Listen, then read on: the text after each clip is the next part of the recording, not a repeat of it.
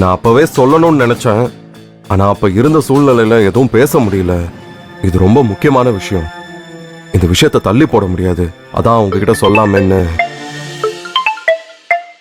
தோ அவங்களே ஃபோன் பண்ணிட்டாங்க. ஹலோ அப்பா அப்பா கதிர் லைன்ல இருக்காரு. டேய், நானே தலைவலியில சரக்க போட்டுட்டு இருக்கேன். ஏன்டா டார்ச்சர் பண்ற? பா ரொம்ப நேரமா பேசாம இருந்தா சந்தேகப்படுவாங்க. பேசுப்பா பேசு. சொல்லுங்க, கதிர் தம்பிங்களா? ஆமாங்க, நானே ஃபோன் பண்ணணும்னு நினைச்சிட்டு இருந்தேன். நீங்களே பண்ணிட்டீங்க. பரவாயில்ல தம்பி, நாளைக்கு காலையில பொண்ணு பார்க்க வர்றோம். அதை சொல்லத்தான் என் பையன் ஃபோன் பண்ணி கொடுத்தான். நாளைக்கு காலையில நானு, என் சம்சாரம், என் பையன் தானும் உங்க வீட்டுல இருப்போம். நீங்க உங்க வீட்டுல சொல்லிட்டீங்களா? இதோ இப்பதான் சொல்ல போறேன்.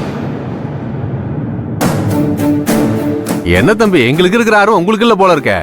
ஐயோ அப்படிலாம் ஒண்ணும் இல்லைங்க. ஊர்ல ஒரு சின்ன பிரச்சனை. சரி, அந்த டென்ஷன்ல இருந்தேன். வேற ஒண்ணும் இல்லைங்க. இப்ப சொல்லிடுறேன். என் பையன் நாளைக்கு எங்களை மட்டும் போய் பொண்ணு பார்த்துட்டு வாங்கன்னா, நீங்க பார்த்து சொன்னா போதும், நான் தாலி கட்டுறேன்னு சொன்னான். நாங்க தான் நீயே வந்து பொண்ணை பாருன்னு சொன்னோம். அவன் பேங்க்ல ஒர்க் பண்றான்ல, இப்ப லீவ் போட்டு தான் வரான். அடிக்கடி லீவ் போட முடியாது, ஏன்னா பேங்க் ஃபுட்பால் டீம்ல விளையாடிட்டு இருக்கான். அடுத்து மேட்ச் வருது. சீக்கிரம் உங்க வீட்டு பொண்ணை பார்த்து கல்யாணத்தை பண்ணிட்டா எங்க பாடு முடிஞ்சது. சரிங்க, அப்ப நீங்க காலையில கிளம்பி வந்துருங்க. நாங்க உங்களுக்காக இங்க வெயிட் பண்ணிக்கிட்டு இருப்போம்.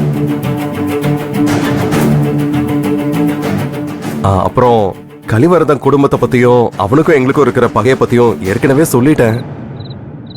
டேய் மவனே, ஏற்பாடு பண்ணதே கலிவரதன் தான் தெரியாம பேசிக்கிட்டு இருக்கான். பேசியா நடுவில் போன் அடைச்சு வச்சு உளறிட்டு இருக்காத. அவங்களுக்கு டவுட் வந்துட போகுது. பேசி தொலை.